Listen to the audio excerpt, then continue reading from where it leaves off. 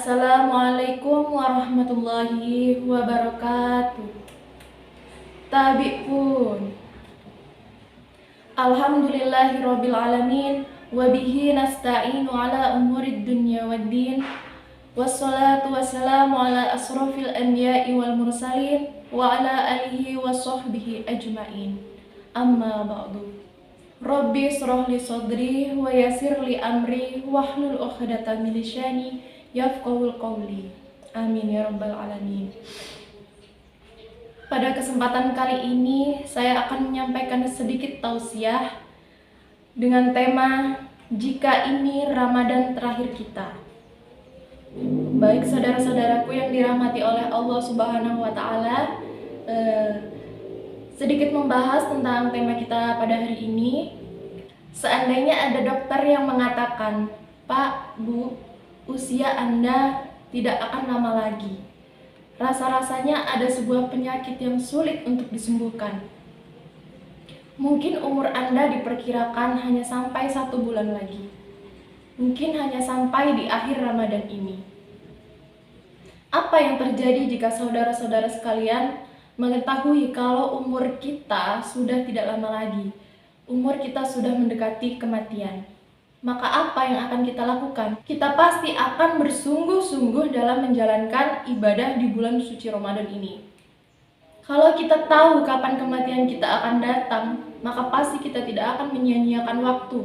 Pasti kita akan pergunakan waktu kita untuk beribadah dengan sungguh-sungguh, untuk menyiapkan amalan-amalan kita untuk bertemu dengan Allah Subhanahu wa taala. Saudara-saudaraku yang dirahmati oleh Allah Subhanahu wa taala, kita juga tidak akan pernah tahu kapan kematian itu akan datang. Karena banyak sekali orang-orang yang mendapatkan kematian secara mendadak. Tidak pandang umur, mau dia muda ataupun tua, tidak pandang dia seorang pejabat atau dia seorang rakyat biasa. Kalau kita merasa umur kita masih panjang, maka apa? Kita akan lalai dalam beribadah kepada Allah Subhanahu wa taala. Tapi kalau kita merasa ini adalah Ramadan terakhir kita, maka kita akan bersungguh-sungguh dalam beribadah kepada Allah Subhanahu wa taala, dalam menjalankan semua ibadah-ibadah kita di bulan Ramadan ini. Allah berfirman dalam surat Al-Baqarah ayat 183, "Ya ayyuhalladzina amanu kutiba alaikumussyam kutiba alal ladzina min qablikum la'allakum tattaqun." Yang artinya, hai orang-orang yang beriman, diwajibkan atas kamu berpuasa sebagaimana diwajibkan atas orang-orang sebelum kamu agar kamu bertakwa. Jadi saudara-saudaraku yang dirahmati oleh Allah Subhanahu wa taala, ayat ini menunjukkan bahwa Allah memerintahkan kepada orang-orang yang beriman, orang-orang muslim untuk melaksanakan ibadah puasa. Karena ibadah pada bulan suci Ramadan ini, semua amalan-amalan kita pahalanya dilipat gandakan oleh Allah Subhanahu wa taala. Maka merugilah kita jika kita tidak melaksanakan puasa atau ibadah-ibadah lain di bulan suci Ramadan ini.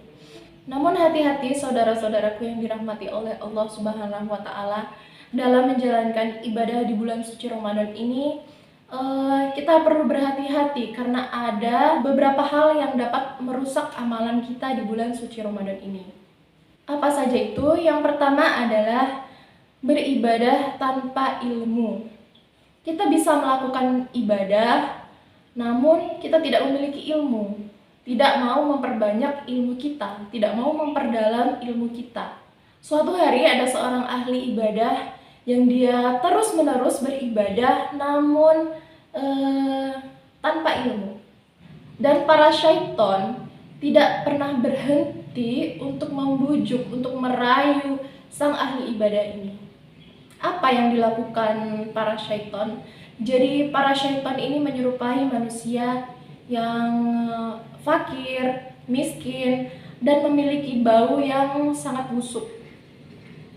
Dan pada suatu hari tidak sengaja sang ahli ibadah ini melewati syaitan ini dan sambil menutup hidungnya.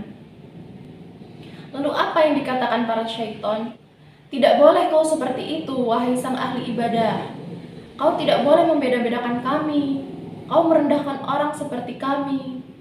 Bagaimana mungkin Allah menerima ibadahmu jika sikapmu seperti itu kepada kami? Lalu begini saja, wahai ahli ibadah.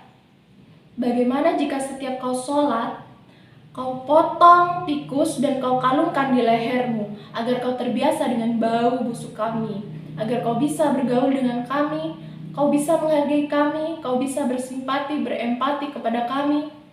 Sang ahli ibadah ini merenung. Benar juga ya, kata mereka. Lalu apa yang dilakukan? Ketika dia mau sholat, dia potong, dia ambil tikus, dia potong dan dia kalungkan di lehernya. Dan dia sholat bercampur bersama najis. Bagaimana mungkin Allah menerima sholatnya dalam keadaan yang seperti itu? Maka kita harus berhati-hati dalam beribadah. Kita harus memperbanyak ilmu kita dengan cara apa? Dengan cara banyak-banyak membaca dan banyak-banyak mendengarkan ceramah-ceramah supaya kita tahu apa yang boleh dan apa yang tidak boleh. Hal yang dapat merusak amalan-amalan kita di bulan suci Ramadan yang selanjutnya itu adalah masih meneruskan perbuatan-perbuatan maksiat. Kata Rasulullah dalam hadis riwayat Ahmad, betapa banyak orang-orang yang berpuasa tapi tidak mendapatkan dari puasanya tersebut kecuali hanya lapar dan haus saja. Maka saudara-saudaraku yang dirahmati oleh Allah Subhanahu wa taala, hati-hati, jangan sampai di bulan suci Ramadan ini kita terus meneruskan perbuatan-perbuatan maksiat dengan contoh seperti kita terpancing dengan marah, kita terpancing dengan orang-orang yang jahil, atau kita terpancing dengan media sosial saat ini, kita menyebarkan perkataan-perkataan yang buruk, kita tinggalkan hal-hal yang semacam itu. Merusak amalan kita di bulan suci Ramadan yang selanjutnya yaitu pelit, tidak mau berbagi padahal di rumahnya pakaian-pakaian yang sudah tidak terpakai sangat banyak sekali. Barang-barang yang sudah tidak dipakai sangat banyak sekali, namun dia tidak mau berbagi. Jadi salah satu amalan yang membuat kita masuk surga, salah satunya adalah amalan sedekah.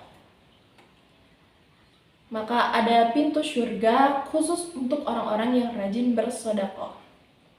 Baik, selanjutnya hal-hal yang dapat merusak ibadah puasa kita adalah berpuasa tapi tidak sholat. Padahal kita tahu bahwa sholat ini adalah tiang agama. Sholat adalah pembeda antara orang yang beriman dengan orang yang tidak beriman.